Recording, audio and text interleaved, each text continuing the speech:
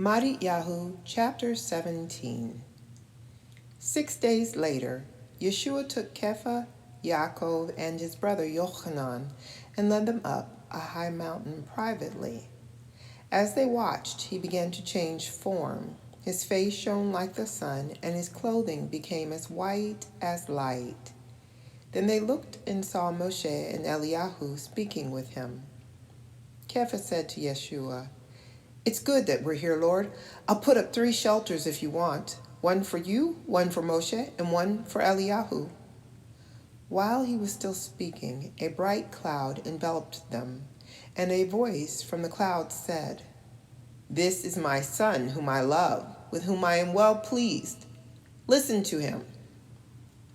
When the Talmudim heard this, they were so frightened that they fell face down on the ground. But Yeshua came and touched them. "Get up," he said. "Don't be afraid." So they opened their eyes, looked up, and saw only Yeshua by himself.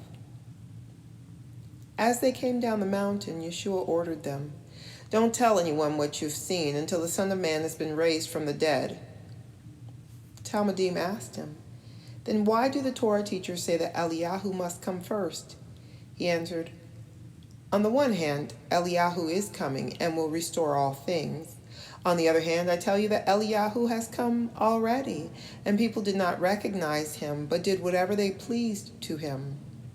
In the same way, the Son of Man, too, is about to suffer at their hands." Then the Talmudim understood that he was talking to them about Yochanan the Immerser.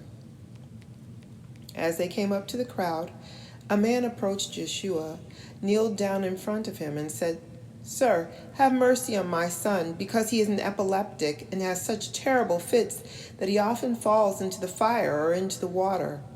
I brought him to your Talmudim, but they couldn't heal him." Yeshua answered, "Perverted people without any trust, how long will I be with you? How long must I put up with you? Bring him here to me."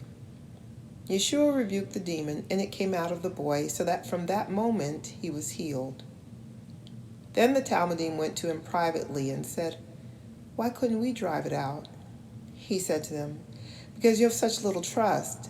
Yes, I tell you that if you have trust as tiny as a mustard seed, you will be able to say to this mountain, 'Move from here to there,' and it will move. Indeed, nothing will be impossible for you." As they were going about together in the Galilee, Yeshua said to them, "The Son of Man is about to be betrayed into the hands of people who will put him to death, and on the 3rd day he will be raised." And they were filled with sadness. When they came to Capharnaum, the collectors of the half shekel came to Kepha and said, "Doesn't your Rabbi pay the temple tax?" "Of course he does," said Kepha. When he arrived home, Yeshua spoke first. "Shimon, what's your opinion?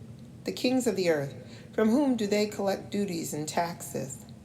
From their sons or from others?" "From others," he answered.